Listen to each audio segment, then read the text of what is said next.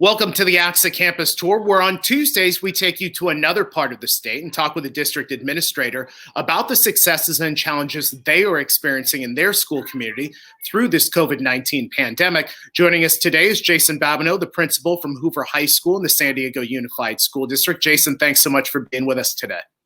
It's an honor to be here. Thank you. Let me ask you about successes and challenges, because school's been going on for several weeks now. Tell me about the successes and challenges for you and your team through this early part of the school year. And as far as those challenges, were they the challenges you expected? So I think first and foremost, successes are the way the students are able to adapt. They are faced with enormous challenges in general. Specifically, the students in our City Heights and Hoover community have additional barriers and challenges, and watching them adapt to those challenges and find a way to make it happen to enhance their own teaching and learning is something that has been a significant success in our Hoover community. I also want to lift up the incredible work that our teaching staff and faculty have done throughout this. They have worked their tails off to ensure that their curriculum is adapted to this online environment, really adapting on a day-by-day basis, and deciding what is being taught that day, deciding more importantly what students are learning that day, and making adjustments as necessary. It's been a tremendous success. I think the challenges really center around access. I think the technology divide has been a significant challenge.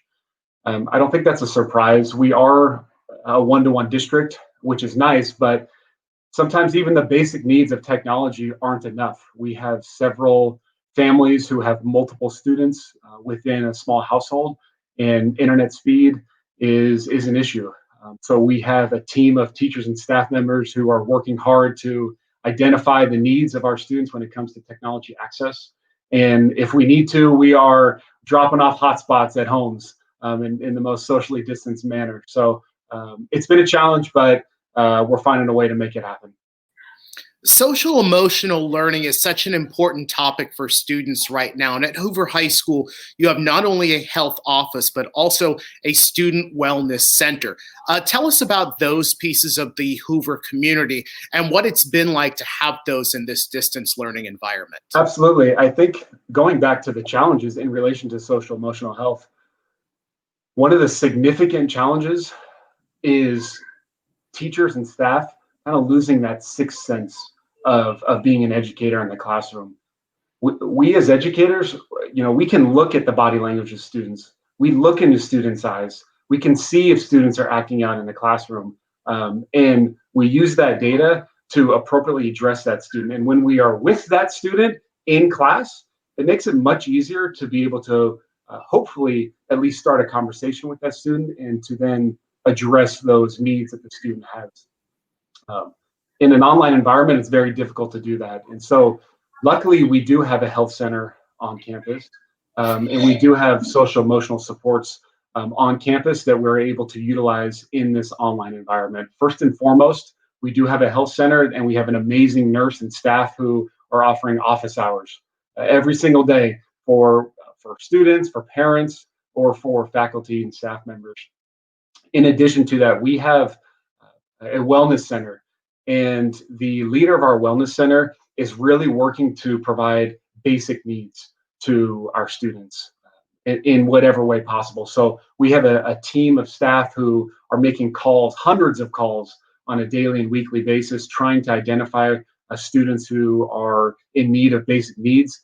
And we have a wellness center leader on campus who is able to provide those basic needs through partnerships within our community. In addition to that, we have a partnership with Rady's Children's Hospital, and we have brought on mental health therapists from Mending Matters. And when we're on site, again, it's really easy to be able to make those connections. But in an online universe, we are really working to create teletherapy sessions. And the biggest piece is ensuring that our students know that it's there. So it's an awareness of it. And so we have our therapists going into classrooms, having classroom visits. It's posted on our social media accounts that this service is available for our students. We have a team of teachers, again, who are able to identify appropriately if a student needs some type of support, and we immediately use these resources to interact with our students in a teletherapy way. You talked about connecting, and I want to ask you about these social videos that you've been doing on a daily basis to reach students and how that helps build community. From that standpoint, what's the thought process behind it, and how have you been doing that in addition to all of the other requirements from your position? I think being present, being visible is a significant and valuable component of being an educator in general, but certainly being a leader of a school community. I have and I value the relationships that I have with students, every single one of them, and I miss them tremendously. The high fives, the handshakes, the hellos, the smiles are something that, in my opinion, create a huge difference with how students walk onto campus every single day, and really ensuring that there's a positive climate that they're walking into. I think that creating those videos is really about ensuring that they know that while I'm not there every single day with them in the physical sense, I'm thinking about them every moment, and I am. And so it's just to be present, to continue with that positivity, for them to know that I have their back 100%, and just that familiarity. It's a familiar face, and they know that I support them 100%, and I will do anything for them. So it's just to ensure that is not lost. I want to ask you about this really incredible program that you have, this Social Justice Academy. A lot of educators say that they want to now have these discussions about social issues, but they don't have the curriculum, and they don't necessarily know if they have the support within their school or their school community to be able to have these types of conversations. So what are you and your staff hoping to accomplish with this academy? And what advice would you give to other administrators out there who may be thinking about something like this? Well, there's a lot to share in relation to that statement and that question. What I can say about our Social Justice Academy is that we are a wall-to-wall school, which means that every single student is placed in an academy, which is a small learning community, and each of the 5 academies has an industry sector that is thematic. For the Social Justice Academy, the industry sector is education, and the vision is to build educators with our students, and for them to ultimately come back to the City Heights community and teach and lead in our community. What is great specifically about the Social Justice Academy is that there is an incredible team of educators that work collaboratively and work so hard to infuse curriculum that outlines social justice issues, now, former, and in the future. And so it's really about creating a space for teachers and creating the agency for teachers to be able to choose what they want to use within their curriculum, whether it's what they're discussing or whether it's text that they're bringing into their classroom. It's a significant part of building this community of social justice awareness in a school community. We have ethnic studies. It's something that we've been proponents of, that we've implemented in our curriculum for the Social Justice Academy.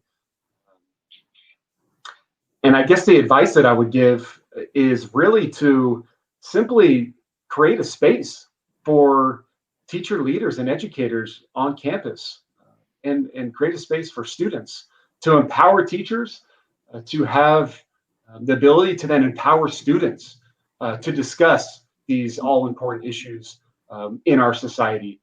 Ultimately, we need to empower the students because they're the ones that are really going to make the changes. While we need to make changes right now with our students who are in our classrooms right now, it's really about empowering the students to have an awareness of social justice issues and that they can make a difference as they move forward into the community once they graduate from Hoover High School.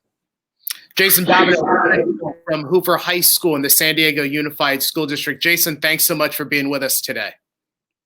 Happy to be here. Thank you so much. I really appreciate it. Thank you again. And folks, for those of you who have not registered yet, registration is open for the 2020 all-virtual ACSA Leadership Summit. You can register right now for this incredible event, ACSA.org/leadership summit. Thanks so much for being with us today on the ACSA Campus Tour. Remember, on Tuesdays, we take you to another part of the state to talk with a district administrator about their experiences during this pandemic. That comes your way Tuesdays here on the ACSA Campus Tour.